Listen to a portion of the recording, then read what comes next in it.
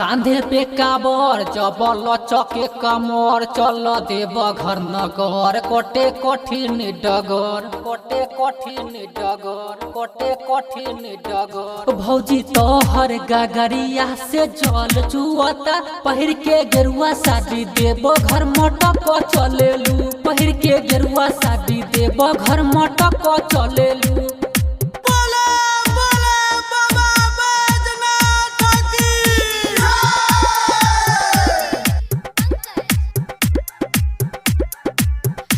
Music entertainment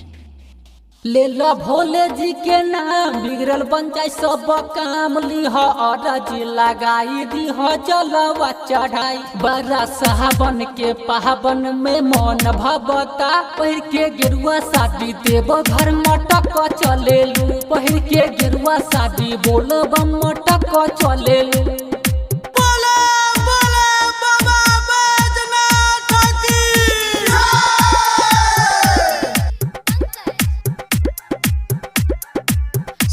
music entertainment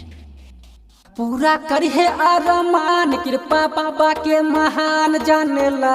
इन कर सारा महिमा जहान भौजी बाबा के भक्ति में मन रमता पहिर के गेरुआ साड़ी देव घर मटक चलेलू पहिर के गेरुआ साड़ी बोले मटक चलेलू।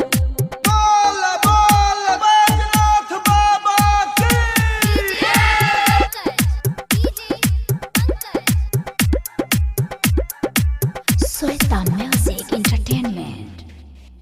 बोल बोल बम के नारा बाबा होई है सहारा भौजी संग श्याम राहुल जाले भोले के दुआरा बड़ा देव घर नगरिया में भीड़ जुटता पहिर के गेरुआ साड़ी देव घर मटक चलेलू पहिर के गेरुआ साड़ी बोल बम मटक चलेलू। अरे अभी तो शुरुआत है बाबू, आगे आगे देखो हो तक का।